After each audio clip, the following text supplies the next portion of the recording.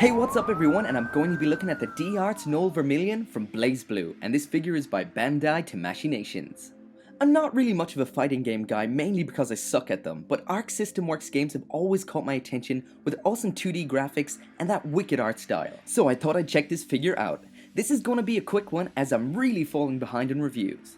And on that note, we're straight into accessories, and I'll mention that it doesn't come with a base, something I dislike about Bandai's figures.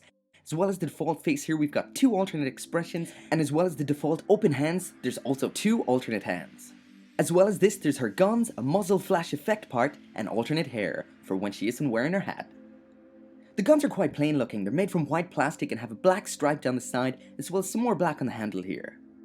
Next up is the muzzle flash effect part, and this is pretty good and looks great. It's made from clear plastic painted in yellow with white highlights, and this is actually made from two parts which can be separated. Also included are these two clear circular cuffs, which can be placed at the wrist joint when attaching the hands, and I guess this is to stop the hands from sagging when holding the guns. And lastly is the alternate long version of the hair for using when her hat is off, and that splits into two sections.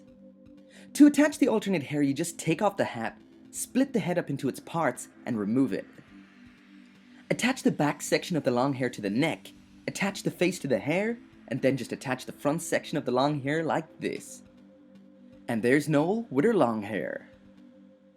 Also included is this stand, but it isn't for using with the figure, it's to support the gun. Something the figure does fine itself, so it's pretty much pointless, and I would have preferred something that could hold the figure up. As for faces, Noel comes with the default normal face, a shouting face, and an embarrassed face.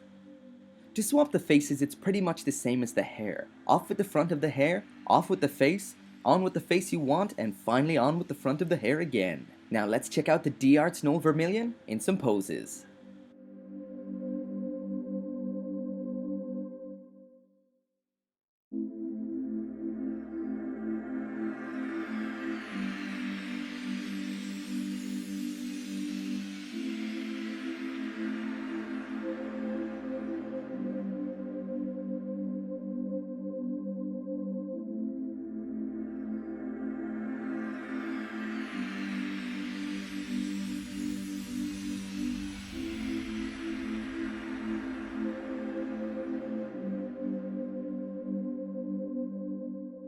A quick note on the articulation of this figure. For the most part, the articulation is pretty good, but when trying to replicate some of Noel's poses from the game, I noticed there's not a hope in hell you can make this figure do her crouching pose.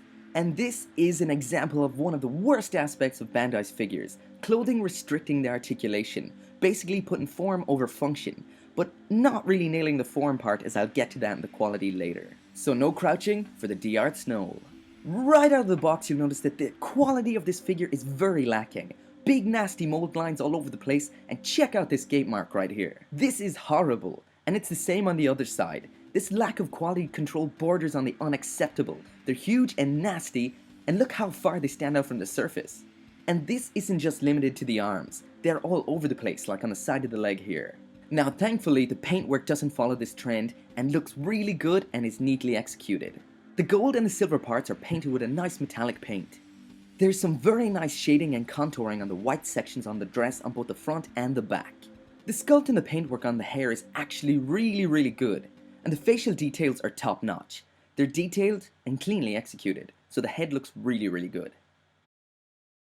The D-Arts Noel Vermillion is a mixed bag of a figure with a lot of good points, but at the same time a lot of bad points. As for good points, it looks undeniably like Noel, and when you're not getting too close to her, the figure looks great.